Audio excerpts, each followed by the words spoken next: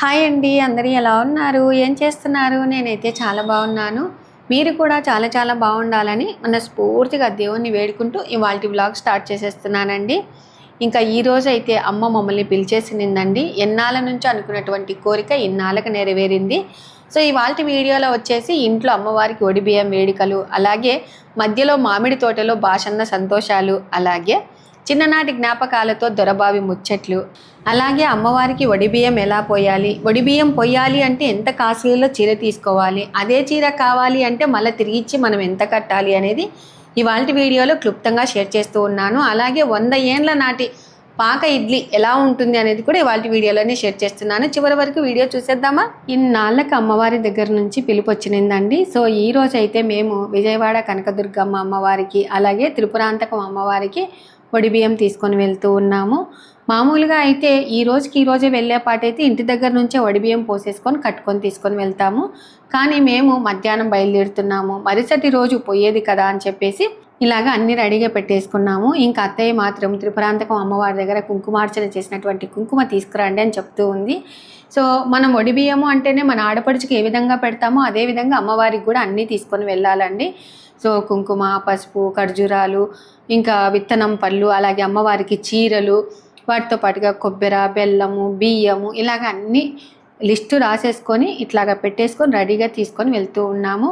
ఇంకా నేను ఎక్కడికి వెళ్ళినా అత్తయ్యకి అయితే కంపల్సరిగా మొక్కొని వెళ్తాము. ఈరోజు అమ్మ కూడా ఉంది కాబట్టి అమ్మకు, అలాగే పెద్దలకు, అలాగే తులసమ్మ అమ్మవారికి కూడా చెప్తూ ఉన్నాను, అమ్మ జాగ్రత్తగా చూసుకో మా ఇంటిని అని చెప్పేసి వెళ్తున్నానండి. మన ఇంటిని జాగ్రత్తగా చూసుకునేది తులసమ్మ అమ్మవారే అనమాట. ఇంకా ఎప్పుడైనా వెహికల్ కదిలినప్పుడు ఇట్లాగా ఎదురు రావటం నాకు అలవాటండి. మీకు కూడా ఇంతేనా? తప్పకుండా కామెంట్ చేయండి. ఇంకా ఈ రోజు అయితే నేను మా ఫ్రెండ్ సరిత, అలాగే మా చిన్ననాటి స్నేహితురాలు రాధ కూతురు అభి, అలాగే మా పెద్దమ్మ, ఇలాగా నలుగురం బయలుదేరుతూ ఉన్నామండి. ఇంకా మా వారు బాపట్లలో ట్రైనింగ్ ఉన్నదనమాట, అక్కడ నుంచి వస్తానని చెప్పారు. ఇంకా ఇక్కడ పెట్రోల్ పట్టించుకొని ఈ రూట్ ఎట్లా అంటే గిద్దలూరు రూట్ అనమాట. సో ఈ రూట్ అనగానే గుర్తుకొచ్చేది ప్రతి ఒక్కరికి మామిడి పళ్ళ తోటలు, అరటి తోటలు ఇలాగా అనమాట.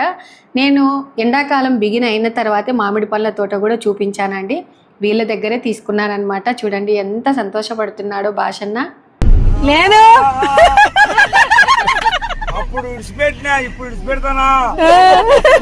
మేము పోతున్నాం వేరే ఊరికి. భాష నిలబెట్టు. లేదమ్మా, పోయేస్తాం భాషన్న.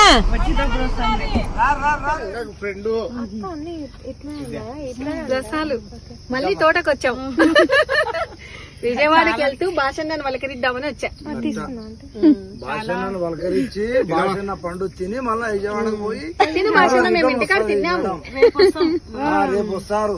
తీసుకుపోతాంలే, ఒక పండు తీసుకుంటున్నాం. లేదు నాన్న, తీసుకో తలా ఒకటి. ఫ్రీయా? తినిపోయి ఎవరు పోతున్నారు? అక్కడ వేరే చోట్ల కాయలు కోస్తాను. ఇట్లా తీసుకొని అంత చిన్న ఏదో తినచ్చు.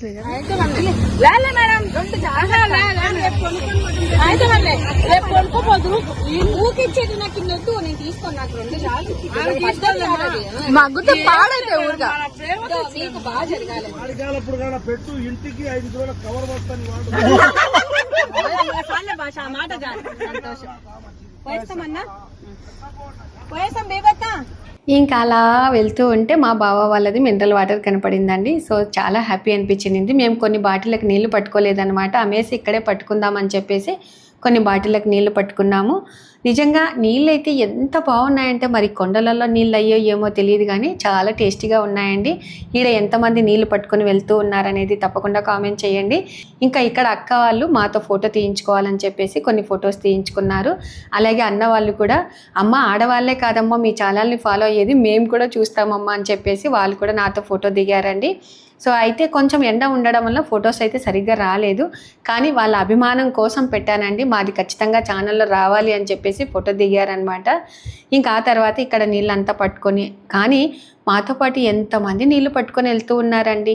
నైట్ పూట కూడా ఇక్కడ స్టే చేసేసి చాలామంది పడుకొని వెళ్తూ ఉంటారు. ఎందుకంటే ఇక్కడ నుంచి ఘాట్ సెక్షన్ స్టార్ట్ అవుతుంది అనమాట. ప్రతి ఒక్కరు లారీ వాళ్ళైతేనేమి, వెహికల్స్ వాళ్ళైతేనేమి చక్కగా నీళ్లు పట్టేసుకొని వెళ్తూ ఉంటారు. ఇంకా ఇప్పుడు ఘాట్ సెక్షన్ స్టార్ట్ అయిందండి. సో ఈ ఘాటు స్టార్ట్ అవ్వంగానే మనసంతా పులకరించిపోతుంది అనమాట. నాకు మెయిన్గా చాలా చిన్ననాటి జ్ఞాపకాలు అయితే గుర్తుకొస్తాయండి. ఇంకా ఆ తర్వాత ఇక్కడ చూసారా శ్రీ సర్వలక్ష్మీ నరసింహస్వామిని ప్రత్యేకంగా ప్రతి ఒక్కరు ఇక్కడ దిగి దర్శనం చేసుకొని వెళ్తూ ఉంటారు. ఇక్కడ నుంచే ఘాటు మొదలవుతుందండి. కాబట్టి ప్రతి ఒక్కరు ఇక్కడ దిగి స్వామివారిని దర్శనం చేసుకుంటారు, కాయ కొట్టుకుంటూ ఉంటారు.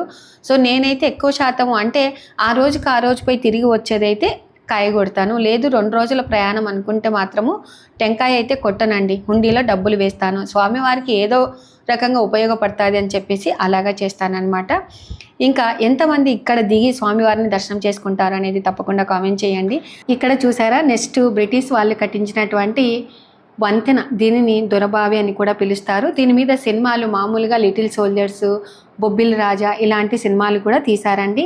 సో చాలా ఆశ్చర్యం కదా, అప్పట్లోనే అంతెత్తు రాళ్లతో ఇలాగ కటకం కట్టి వాటి మీద కలుపుతూ రైల్వే ట్రాక్ ఎలా వేశారో కానీ అద్భుతం అండి.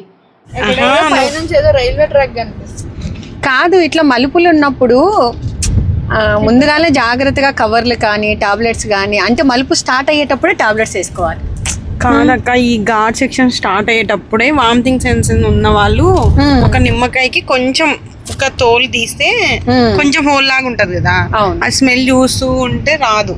ఓకే, ఒకసారి మనము ఒక వీడియోలో స్ట్రిప్స్ ఏదో చెప్పాం సరిత. అవును, పేపర్ అది నాలుక కింద పెట్టుకుంటే కూడా అసలు వామిటింగ్ రాదు. అది మాత్రం చాలా బాగా పనిచేసింది. నిజం చెప్పాలంటే ఇది చూస్తుంటే మన చిన్నతనం గుర్తుకు రావట్లేదు. అప్పట్లో టీవీల్లో మామూలుగా బొబ్బిలి రాజా సినిమా వస్తే చాలండి, ఈ రైలు సీన్ చూసి ఎంతలా థ్రిల్ అయిపోయే వాళ్ళం కదా. అసలు అడవి మధ్యలో అంత పెద్ద బ్రిడ్జి ఎలా కట్టారా బాబు అని అనిపిస్తుంది కదండి. ఈరోజు మన ఫ్రెండ్స్తో ఇలాగా కలిసి ఈ నల్లమల అడవుల మధ్యన వచ్చి ఆనాటి జ్ఞాపకాలు, పాత దొరబావి వంతెన, ఈ పిల్లలను కళ్ళారా చూడటము మనకు చాలా ఆశ్చర్యంగా ఒక రేంజ్ ఫీలింగ్ ఇస్తుంది కదండి. అప్పట్లో మామూలుగా స్కూల్ ఎగ్జామ్స్ అయిపోగానే హాలిడేస్లలో ట్రైన్ ఎక్కి అమ్మమ్మ ఊరికి వెళ్తుంటే కిటికీ పక్కన కూర్చొని కొండలు సొరంగాలు వస్తే కేకలు వేసుకుంటూ వెళ్ళే వాళ్ళం కదా. ఆ రోజులే వేరులేండి. కాలం మారిపోయింది, మనం పెరిగి పెద్దగా అయ్యాము. మనతో పాటు మన ఈ ఊగే వంతెనలు కూడా చరిత్రగా మారిపోయాయండి. సో మీకందరికీ చిన్ననాటి రైలు ప్రయాణము, మీ పాత ఫ్రెండ్స్ గుర్తొస్తున్నారా? తప్పకుండా కామెంట్ చేయండి. ఇంకా ఆ తర్వాత గిద్దలు రండి. ఈ ఊర్లో మాత్రం ఎప్పుడైనా కూడా మేము ఇటు విజయవాడకి వెళ్తున్నాము అంటే ఒక హోటల్లో టిఫిన్ చేసేవాళ్ళము. చాలా బాగుంటుందండి. చూడటానికైతే అంత పెద్ద నీట్గా ఉండదు, కానీ టిఫిన్స్ మాత్రం ఎక్సలెంట్గా ఉంటాయండి. సో అక్కడ తినేసి మళ్ళీ ప్రయాణం మొదలు పెట్టేవాళ్ళం అనమాట. ఇక్కడ ఈ రూట్లో మాత్రము మనకు త్రిపురాంతకం ఉంది, కొంచెం లోపలికి వెళ్ళాలి. సరే వచ్చేటప్పుడు అమ్మవారిని చూసుకొని వద్దాము. ఇప్పుడు ఫస్ట్ అందులో సరిత వచ్చింది కదండి, వాళ్ళ పిల్లలు విజయవాడలో చదువుతూ ఉన్నారనమాట, లక్కీ శశాంక్. వాళ్ళ దగ్గరికి వెళ్ళాలి. 9 గంటలు అవుతే మళ్ళీ గేట్లు క్లోజ్ చేసేస్తారని చెప్పేసి కొంచెం తొందరగానే వెళ్ళామన్నమాట. ఇంకా సాయంత్రం చూడండి 4:30 అలాగా అయింది. ఇంకా ఈ టయానికి కాఫీ గుర్తుకొస్తుంది కదండి. సో ఇంకా ఇక్కడ కొంచెం కాఫీ, టీ, స్నాక్స్ తినేసి మళ్ళీ బయలుదేరాము. ఇంకా ఇప్పుడు మేము కోటప్పకొండ మీదుగా విజయవాడకి వెళ్తూ ఉన్నామండి. ఈ రూట్లో పెద్దగా రద్దీగా ఉండదు, రూట్ కూడా బాగుందని చెప్పేసి ఇలాగ వెళ్తూ ఉన్నాము. ఇంకా అప్పటికే లక్కీ శశాంక్ ఫోన్లు చేస్తూ ఉన్నారండి, ఎక్కడున్నారమ్మా అని అడుగుతూ ఉన్నారు. ఇంకా మేమైతే మీకు కరెక్ట్ టైంకి వస్తాం నాన్న, మీకు గేట్లు 9:09 క్లోజ్ చేస్తారు కదా, మేము ఇక్కడ 8:50కి ఇక్కడ ఉన్నామని చెప్పేసి చెప్తూ ఉన్నాము. ఎట్టకేళ్ళకైతే పిల్లల దగ్గరికి వెళ్ళామండి. చాలా సంతోషంగా ఫీల్ అయ్యారు. పిల్లలు మాత్రం చెప్పిన మాట చాలా బాగా వింటారండి లక్కీ శశాంక్. ఇంకా మిగతా పిల్లలందరికీ కూడా సరిత స్నాక్స్, పండ్లు అన్నీ తీసుకొని వచ్చింది.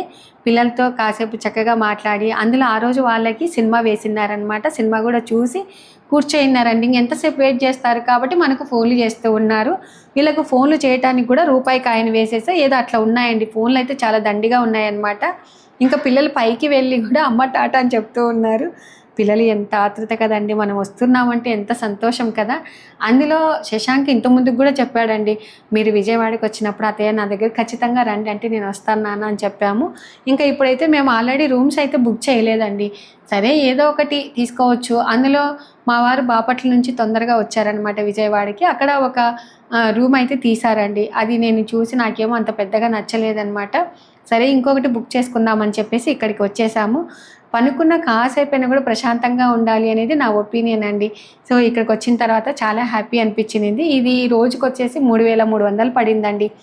ఇంకా మేమంతా అడ్జస్ట్ అయి పడుకోవచ్చులే అని చెప్పేసి మా వారికి సపరేట్గా డ్రైవర్ అన్నకి ఒక రూమ్ తీసాము, మేము ఒక రూమ్ తీసుకున్నాం, మా ఫ్రెండ్స్ మేము అనమాట. బాగుంది కదండి, వెంటిలేషన్ అట్లాగనే ఉంది, మంచిగా బాత్రూమ్స్ కానీ చాలా నీట్గా ఉన్నాయి.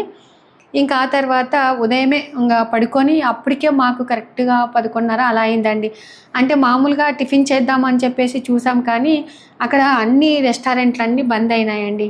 అంటే ఇంకా దగ్గరలోనే ఈ రూమ్ దగ్గరనే పక్కన వేరే వాళ్ళు ఇడ్లీ దోశ అలాగ వేశారనమాట. అవి తిన్నాము, అంత పెద్దగా బాగోలేవండి, నైట్ కదా అంత పులిసిపోయిన పిండి అనమాట. ఇంకా ఉదయాన్నే లేచి చక్కగా అందరం రెడీ అయ్యి అమ్మవారికి వడిబియ్యం పోసేస్తూ ఉన్నాము. ఎప్పుడైనా కూడా ఇలాగనేనండి, మనం తూర్పు దిక్కు కూర్చొని విధంగా ఒక జాకెట్ పీస్ ఇలాగ వేసేసి ఫస్ట్ వినాయకుని తలుచుకొని మనకు ఎలాంటి విఘ్నాలు లేకుండా చూడు తండ్రి అని చెప్పేసి కుంకుమ వేసేటప్పుడు కానీ పసుపు వేసేటప్పుడు ఫస్ట్ ఏం వేస్తాము, పసుపు శ్రీమాత్రే నమః శ్రీమాత్రే నమః శ్రీమాత్రే నమః అనుకుంటూ పసుపు కుంకుమ వేసేసి ఆ తర్వాత మనం తెచ్చుకున్నటువంటి వడిబియ్యం ఫస్ట్ వాళ్ళు 5 సార్లు పెడతారు, ఆ తర్వాత మిగతా వాళ్ళు 3 సార్లు పెట్టేసి ఇంకా లాస్ట్లో పెట్టేవాళ్ళు 5 సార్లు పెట్టేసి చక్కగా వడిబియ్యంని కట్టేస్తామండి. ఇందులో మెయిన్గా 5 కొబ్బరి గిన్నెలు, 5 ఖర్జూర పండ్లు, 3 రకాల విత్తనం పండ్లు, వాటితో పాటుగా పసుపు కుంకుమ అలాగే ఆకు వక్క దక్షిణ గాజులు ఇలాగ అన్నీ రెడీ చేసి తెచ్చుకోవాలండి. ఇంకా 2 జాకెట్ పీసులు, అమ్మవారికి చీర, ఇట్లాగా అన్నీ పెట్టేస్తూ ఉన్నాము. శ్రీమాత్రే నమః. అమ్మ చల్లగా చూడు తల్లి, ఎప్పటి నుంచో అనుకున్నటువంటి కోరిక ఇన్నాళ్ళకు నెరవేరుస్తూ ఉన్నాను. మనము ఎంత అనుకున్నా కూడా అమ్మవారు పిలిస్తేనే వస్తామండి. పిల్లలు అప్పుడు ఇక్కడ విజయవాడలో చదువుకునే వాళ్ళు కదండి, అప్పుడు ముక్కినటువంటి ముక్కు ఇన్నాళ్ళకి అమ్మవారికి తీరుస్తూ ఉన్నాను. సో చక్కగా వడిబియ్యం పోసేసుకున్నాము. నేను, అభి, సోని, సరిత ఇట్లాగా 5 మంది, అంటే పెట్టిన వాళ్ళమే మళ్ళీ ఎక్స్ట్రా ఒకరు పెట్టాం కాబట్టి 5 మంది అయినాము. ఇంకా వడిబియ్యం ఇలా కట్టిన తర్వాత పైన గాజులన్నీ ఇలాగా కట్టేసుకొని ఆ తర్వాత పైన కుంకుమ పసుపు పెట్టాలండి. ఇంకా ఆ తర్వాత సరిత కూడా వడిబియ్యం పోసేస్తూ ఉందండి అమ్మవారికి. సరిత వాళ్ళు కూడా సపరేట్గా తెచ్చుకున్నారనమాట. అక్క నువ్వు అమ్మవారికి వడిబియ్యం తీసుకొని వెళ్ళేటప్పుడు నాకు కూడా చెప్పక్క అని చెప్తే సరితకు చెప్పినాను. అలాగే రాధ వాళ్ళు కూడా పాప ఇక్కడ మంగళగిరిలో విఐటీలో చదువుకునేటప్పుడు ముక్కోయి నిన్నదండి. సరే అని చెప్పేసి అభి కూడా వడిబియ్యం పోస్తూ ఉంది. చక్కగా ఇలాగ అందరం అనుకున్నాము. అమ్మవారికి అయితే ముగ్గురం వడిబియ్యం పోసేసుకొని కట్టి పెట్టుకున్నామండి. ఇంకా ఆ తర్వాత మాకు మధ్యలో మళ్ళీ ఎక్కడ పోయటానికి టైం లేదు కదా అని చెప్పేసి త్రిపురాంతకం అమ్మవారికి కూడా ఒకటేసారి పోసేసుకుంటూ ఉన్నాను. మామూలుగా నేను ఎక్కడికైనా వెళ్ళినప్పుడు టక్కున అమ్మవారికి వడిబియ్యం పోస్తానని ముక్కుంటాను. ఒక్కొక్కసారి బుక్కులో రాసి ఉండనండి, ఆ రూట్ని వెళ్ళినప్పుడు అయ్యో అమ్మవారికి ఏదో మొక్కుబడి మొక్కుకున్నానే అని అప్పుడు గుర్తు చేసుకుంటానన్నమాట. అందుకే మీరు ఎప్పుడైనా ఏ గుడికి వెళ్ళినా కానీ మీరు ఇంటికి వచ్చిన తర్వాత అమ్మవారికి ముక్కుబడి ఏది మొక్కినారో అది మాత్రం రాసుకోండి కంపల్సరీగా. ఇంకా ఇప్పుడైతే త్రిపురాంతకం అమ్మవారికి కూడా వడిబియ్యం పోసేసాము. ఇంకా మా వారు కూడా రెడీ అయ్యి వచ్చారండి. చక్కగా ఇద్దరం కలిసి ముక్కున్నాము. అమ్మ అందరినీ చల్లగా చూడు తల్లి, అందరిలో మేము ఉండాలి, అందరూ ఎల్లవేళలా సంతోషంగా ఉండాలని మనస్ఫూర్తిగా కోరుకుంటున్నానండి. ఇంకా అందరం తీసుకొని బ్యాగులు పట్టేసుకొని ఒక 4 ఫోటోలు అయితే దిగామండి. సో ఈ వడిబియ్యం మనం వడిలో అన్న పెట్టుకోవాలి, ఇలాగా తీసుకొని వెళ్ళాలన్నమాట. ఇంకా అందులో విఐపి దర్శనం మామూలుగా 7 గంటలకు మాట్లాడుకున్నామండి. సరే తొందరగా అందరం అయితే ఫాస్ట్గా చాలా బాగా అనుకున్న టయానికి లేచి రెడీ అయ్యామన్నమాట. ఎప్పుడైనా కూడా ఇలాగ గుడిలకు వెళ్ళినప్పుడు కరెక్ట్ టయానికి అక్కడ ఉంటేనే మన మనసు ప్రశాంతంగా ఉంటుంది. ఇంకా ఆ తర్వాత అమ్మవారికి పూలదండలు మర్చిపోయామండి, టెంకాయలు అని చెప్పేసి. అక్కడే పూల మార్కెట్ ఉందన్నమాట కింద. ఇంకా పిల్లలు దిగేసి తీసుకొని రండి అమ్మ అంటే అక్కడ పూలు లేవంటండి. సరే అని చెప్పేసి ఇంకా మేము అరుస్తామని చెప్పి కొంచెం దూరంలో ఉంది అని చెప్పి చక్కగా ఆటోలో వెళ్ళి ఫాస్ట్గా పూలదండలు అయితే తీసుకొని వచ్చారు. అసలు దండలు ఎంత ఫ్రెష్గా ఉన్నాయంటే నిజంగా నాకు చాలా ఆశ్చర్యం అనిపించిందండి, అంత తాజాగా కట్టారనమాట. ఇంకా అమ్మవారు మాత్రము పవిత్రమైనటువంటి కృష్ణానది ఒడ్డున ఇంద్రకీలాద్రి పర్వతంపై కొలువై ఉంటారండి. చాలా పవర్ఫుల్ గల అమ్మవారు, అలాగే స్వయంభూగా వెలిసినటువంటి అమ్మవారండి. ఇంకా కృష్ణానదిలో మాత్రం నీళ్ళైతే అంత పెద్దగా లేవన్నమాట. అక్కడ ఒకటి ఘాట్ ఉంటుంది, అక్కడ మనం స్నానాలు కూడా చేసి రావచ్చండి. నేనైతే ఒక 15 ఇయర్స్ బ్యాక్ మా మేనత్తతో వచ్చినప్పుడు అక్కడ చక్కగా స్నానాలు చేసేసి అమ్మవారిని దర్శనం చేసుకున్నాము. ఇంకా ఇక్కడ కింద మనము గోపురం నుంచి లోపల మధ్యలో పోకముందే అమ్మవారిని కూడా ఇక్కడ సైడ్కు ఉంటారు, అక్కడ కూడా దర్శనం చేసేసుకొని ఆ తర్వాత కొండ ఎక్కాలండి. ఇంకా ఇక్కడ పైకి కిందికి బస్సులు కూడా తిరుగుతూనే ఉంటాయన్నమాట. సో ఎక్కుతూ ఉన్నప్పుడు కూడా మనిషికి చాలా ప్రశాంతంగా అనిపిస్తుందండి. అంటే ఆ నీళ్ళని చూసుకుంటూ ఇంద్రకీలాద్రి చూసుకుంటూ ఇలాగ వెళ్తూ ఉంటాం కదండి. కానీ మామూలుగా ఏజ్డ్ వాళ్ళు పైకి ఎక్కలేకపోతే కానీ ఇలాంటి బండ్లు ఉంటాయండి, చక్కగా ఎక్కి పోవచ్చు అనమాట. నేను అప్పుడు ఏమనుకున్నానంటే అత్తయ్యని తీసుకొని వెళ్తే ఇట్లా పైకి ఎక్కలేదు కదా, ఇబ్బంది పడుతుందేమో అని చెప్పేసి అత్తయ్యని తీసుకొని వెళ్ళలేదు. సో ఈ ఫెసిలిటీ ఉంది కాబట్టి చక్కగా ఎవరైనా కూడా ఏజ్డ్ వాళ్ళని తీసుకొని వెళ్ళొచ్చు. చూడండి మేము ఎక్కాము, కావాల్సికనే నేను ఇది తీసానండి, ఎవరికైనా ఉపయోగపడుతుంది ఈ వీడియో అని చెప్పేసి. ఇంకా అమ్మవారి గురించి అయితే కొన్ని విషయాలు చెప్పాలనుకుంటున్నానండి. ఇవన్నీ మీకు అసలు తెలియదేమో అని అనుకుంటున్నాను. అమ్మవారికి వడిబియ్యం పొయ్యాలి అంటే మనం 3 నెలల ముందు బుక్ చేసుకోవాలంటండి. రోజుకు 7 సార్లు అమ్మవారికి చీరలు కట్టిస్తారంటండి. అది కూడా కంచిపట్టు, ప్యూర్ కంచిపట్టు చీర 15,000 ఉండాలి. అలాగే ట్యాగ్ రేటుతో సహా ఉండాలి. అలా ఉంటేనే అమ్మవారికి చీర కట్టిస్తారంటండి. అలాగనమాట. ఒకవేళ మనకు పిల్లలు పెళ్ళి కావాల్సిన పిల్లలు ముహూర్తం రోజు సాయంత్రం రెడీ అయ్యి దేవుళ్ళకి టెంకాయలు కొట్టాలని అనుకుంటారు చూడండి, అప్పుడు అమ్మవారి చీర కట్టియాలి అని అనుకునే వాళ్ళైతేనేమి, వడి బియ్యం పోయాలి అని అనుకునే వాళ్ళైతేనేమి, అమ్మవారికి మనం చీర పెడతాం కదండి, ఆ చీరకు మనం 80% అమౌంట్ కడితే మనకు ఆ చీర మళ్ళీ ఇస్తారనమాట. సో అమ్మవారికి కట్టినటువంటి చీరలో మన ఆడపడుచులకు వడి బియ్యం పోస్తే చాలా అంటే చాలా మంచిదంటండి. సో అలాగని ఇంకా లోపలికి వెళ్ళాం కదా, ఈ విషయాలన్నీ కనుక్కున్నాము. మన చీర ఎంత రేటు అనేది కూడా అడుగుతారు. అక్కడ వేలం పాట పాడేటప్పుడు ఎంతకు అమ్మాలి అనేది కూడా రాస్తారండి. ఇంకా కొన్ని చీరలు అయితే నేను అత్తయ్యకి అమ్మకి కొన్ని తీసుకొని వచ్చాను. అయితే ఈ కంచిపట్టు చీరల్ని కూడా మనం 15,000కు కొంటాం కదండి, అక్కడ 12,000కు 10,000కు అలాగ అమ్ముతారు. చాలామంది ఆ చీరల్ని కొనుక్కొని తీసుకొని వెళ్తూ ఉంటారండి. సో ఆ చీరలలో కూడా వడి బియ్యం పోయొచ్చంట, అలాగా చెప్పారనమాట. ఇంకా అమ్మవారి దర్శనం మాత్రం అద్భుతంగా జరిగిందండి. నిజంగా అమ్మవారు ఎంత కళగా ఉంటారంటే అలాగని 2 కళ్ళతో చూడాలనిపించింది. లోపల వడి బియ్యము మామూలుగా అయితే మేము లోపలికి వెళ్ళాం కదా, విఐపి బ్రేక్ దర్శనం అనమాట. సో అమ్మవారి దగ్గర కొంచెం తాకియండి అన్న అని చెప్పాము. అట్లాగా తాకిచ్చి మెయిన్గా సంతోషం ఏంటంటే మేము తెచ్చినటువంటి పూలదండ అమ్మవారి దగ్గర వేశారండి. అది చాలా సంతోషం అనిపించింది. పిల్లలు కష్టపడినందుకు అమ్మవారు కనికరం చూపించారని అనిపించింది. ఇంకా ఆ తర్వాత అక్కడ వడిబియ్యం మనకి ఇస్తారు కదండి, ఒకటి పెద్దది పెట్టింటారనమాట, అందులో అన్నీ పోసేసేయాలి. ఒకవేళ మీరు ఇలాగ లాడ్జింగ్ రూమ్లలో పోయకుండా గుడి ప్రాంగణంలో అయినా కూర్చొని చక్కగా అమ్మవారికి వడిబియ్యం పోసేసి అక్కడైనా ఇవ్వచ్చండి, అంత మంచిదన్నమాట. సో ఎవరైనా పొయ్యాలని అనుకున్న వాళ్ళు ఇలా చేయండి. లేదు వడిబియ్యాలకు పెట్టాలని అనుకునే వాళ్ళు ప్యూర్ కంచిపట్టు శారీ అమ్మవారి దగ్గర మనం కట్టియాలి అనుకుంటే 3 నెలల ముందు బుక్ చేసుకోండి. ఈ విషయాలు మాత్రం జాగ్రత్తగా గమనించండి.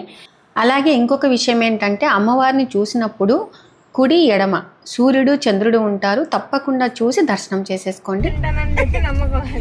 నేల చరిత్ర ఉన్న ఇడ్లీ తిన్నామని మేడం. ఇదే పాక ఇడ్లీ ఇక్కడ తీసుకోవాలా చూసా 11 వరకు. ఇంకా ఆ తర్వాత టిఫిన్ చేయడానికి అని చెప్పేసి త్రిబుల్ హోటల్కి అయితే వచ్చేసామండి. ఇది బెంజ్ సర్కిల్ సమీపంలో ఉంటుందన్నమాట. ఇంకా ఇక్కడ చూడండి, దీనిని పాక ఇడ్లీ హోటల్ అని కూడా అంటారనమాట. ఇది 40 సంవత్సరాల క్రితం ఒక వ్యక్తి ఈ ఇడ్లీ కొట్టును ప్రారంభించారండి. ఇంకా అలాగనే కంటిన్యూ అవుతుంది. రియల్గా త్రిబుల్ అంటే శ్రీ సత్యసాయి రెస్టారెంట్ అని అంటారనమాట. ఇంకా ఇక్కడ ప్రత్యేకత ఏంటంటే అండి, ఎలాంటి ఆర్భాటాలు లేకుండా ఇలాగా తాటి ఆకులతో వేసిన పాగలాగా ఉంటుందండి. అక్కడ చూడండి, బాగా గమనించారా, ఒక 3-4 ఫ్యాన్లు ఉంటాయి, బయట చిన్న కొట్టులాగా ఉంటుంది. అబ్బాయి దీంట్లో ఏం బాగుంటాయి అబ్బా అని అనుకుంటాము, కానీ ఇక్కడికైతే చాలామంది వస్తారండి. మెయిన్ ఇడ్లీ, చట్నీ, పొడి, నెయ్యి ఇలాగా ఇస్తారనమాట. ఇంకా లోపలికి వెళ్ళిన తర్వాత రష్ చాలామంది ఉన్నారండి. అప్పటికప్పుడు మనకు ఇలాగ ఇడ్లీ తీసుకొని మన క్లాత్ మీద ఇడ్లీ చేస్తే ఇట్లా బొక్క బాలేసి ఇట్లా కట్ చేసి ఇస్తారనమాట. అది ఇట్లా చూస్తే మనకి రవ్వలాగా కనబడుతుందండి. ఇంకా వాటిలోకి ఇడ్లీ పొడి వేస్తారు, నెయ్యి ప్యాకెట్ ఇస్తారు, మనం ఇష్టం అండి. చక్కగా చట్నీలు కూడా వేయించుకోవచ్చు. ఒక 2 రకాల చట్నీలు అయితే వేసేసారు. టేస్ట్ అయితే చాలా బాగుంది, కానీ 2 కన్నా ఎక్కువ తినలేమండి. మెయిన్గా ఏంటంటే ఇది సామాన్యుల నుండి అంటే పెద్ద పెద్ద రాజకీయ నాయకులు, సినిమా సెలబ్రిటీల వరకు విజయవాడ వస్తే ఈ పాక ఇడ్లీని మాత్రం రుచి చూడకుండా వెళ్ళరండి. ఇక్కడ చూడండి, కుండలలోనే నీళ్ళండి. అసలు అది మాత్రం చాలా ఆశ్చర్యం అనిపించింది. ఇంకా ఆ తర్వాత నేను పొడి కొనుక్కున్నానండి, 50 రూపాయలు అనమాట ప్యాకెట్. సూపర్గా ఉంది. మీరు ఎప్పుడైనా విజయవాడకు వస్తే తప్పకుండా ట్రై చేయాల్సినటువంటి బెస్ట్ స్ట్రీట్ ఫుడ్ స్పాట్ ఇదండి. తప్పకుండా రండి. చూసారు కదండి, అమ్మవారి కోరిక అయితే నెరవేర్చుకున్నాము. ఆ తర్వాత ఘాట్ సెక్షన్లో మా అనుభవాలు ఏంటి, మీకందరికీ ఏ అనుభవాలు గుర్తుకొచ్చాయి, ఎంతమంది విజయవాడ కనకదుర్గమ్మ అమ్మవారిని చూశారు, ఎంతమంది ఇలాంటి ఇడ్లీ తిన్నారు అనేది తప్పకుండా కామెంట్ చేయండి. ఇలాంటి మంచి మంచి వీడియోస్ కోసం మన ఛానల్ని ఫాలో అవ్వండి. Thank you.